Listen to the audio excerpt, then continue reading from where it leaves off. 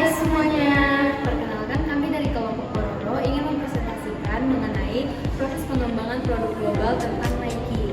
Nah, terlebih dahulu perkenalkan nama saya Reni Citra Sagala, saya Jenny, saya Mona Elinda. Selamat menyaksikan. Konsepsi dan perencanaan Nike. Yang pertama ada ide dan riset pasar. Nike memulai perencanaan produk dari ide dan riset dengan fokus pada inovasi berbasis kebutuhan konsumen. Nah, tren olahraga dan teknologi terbaru. Atlet profesional dilibatkan untuk memberi masukan langsung. Sementara tim R&D melakukan studi pasar dan eksplorasi material baru. Nah, selanjutnya ada analisis dan studi dan kelayakan. Setelah ide terbentuk, Nike menganalisis kelayakan teknis, finansial, dan pasar, termasuk biaya produksi, potensi keuntungan, dan minat konsumen. Nah, hasil dari analisis menentukan apakah produk layak dikembangkan atau tidak. Selanjutnya yang ketiga ada penetapan tujuan. Nike lalu menetapkan tujuan bisnis seperti target penjualan, ekspansi pasar, penguatan brand, dan komitmen terhadap inovasi dan keberlanjutan yang menjadi arah strategis bagi seluruh proses bisnis. Pengembangan konsep Nike. Yang pertama, ada brainstorming. Nah, brainstorming Nike melibatkan tim desain, pemasaran, R&D, dan atlet untuk menghasilkan ide inovatif sesuai kebutuhan pasar. Nah, yang kedua, ada desain awal. Ide terbaik dikembangkan menjadi sketsa, prototipe digital, dan model awal dengan memperhatikan fungsi, teknologi, estetika, dan ergonomi.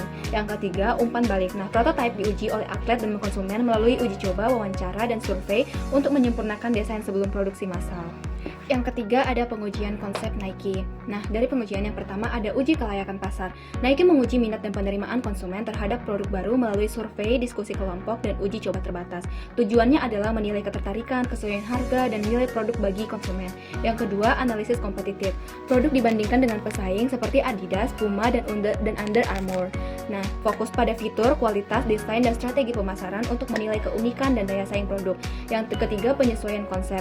Konsepnya disempurnakan berdasarkan masukan pasar dan analisis kompetitor, meliputi revisi desain, fungsi, harga, dan strategi peluncuran agar sesuai dengan ekspektasi pasar dan kekuatan merek.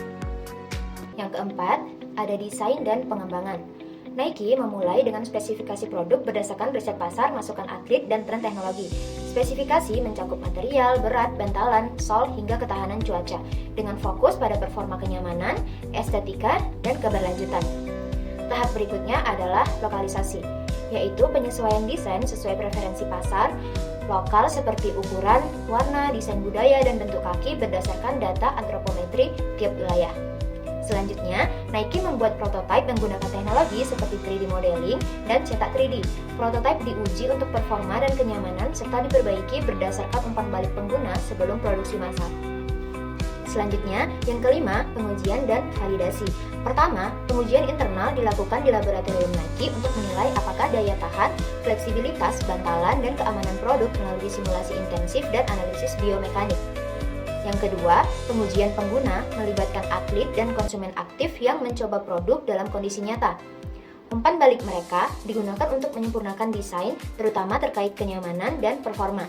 Selanjutnya, yang ketiga, kepatuhan regulasi. Memastikan produk memenuhi standar keselamatan dan bebas dari zat berbahaya sesuai aturan global, guna menjamin keamanan dan membangun kepercayaan konsumen. Selanjutnya, yang keenam, produksi. Yang pertama, rantai pasokan global. Nike bekerja sama dengan pabrik pihak ketiga di berbagai negara, terutama Asia, untuk menjaga fleksibilitas dan efisiensi. Produk terbesar guna mengurangi risiko gangguan lokal dan menekan biaya lewat tenaga kerja murah, infrastruktur memadai, dan insentif pemerintah.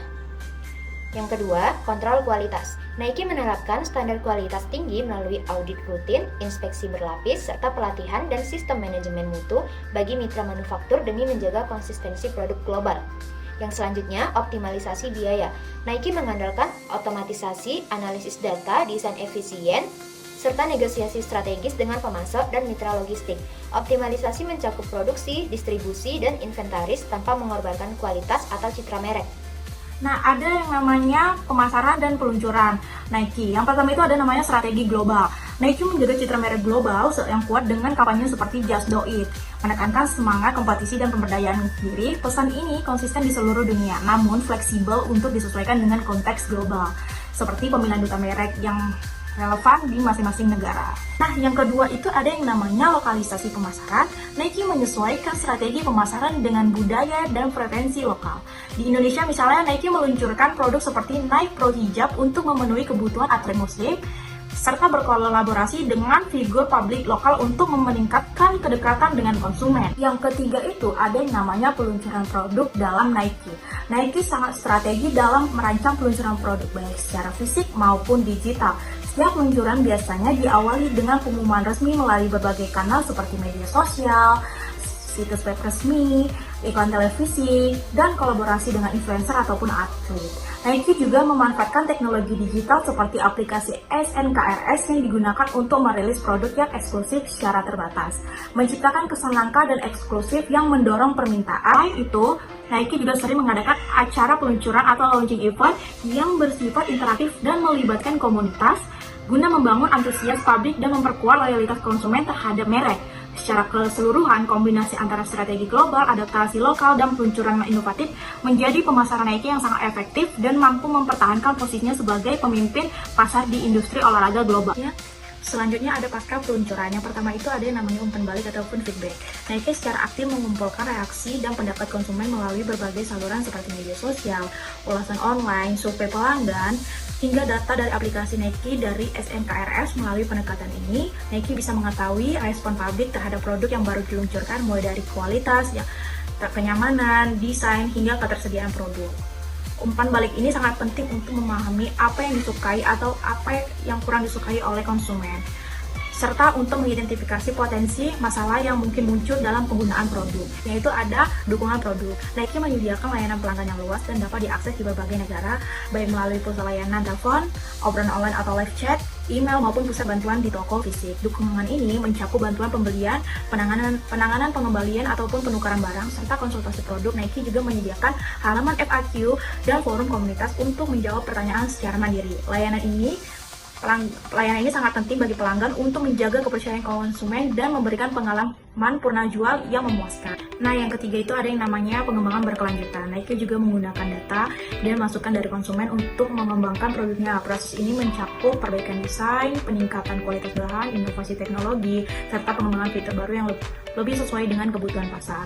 Nike juga menerapkan prinsip berkelanjutan dalam pengembangan produknya seperti mengurangi limbah produksi.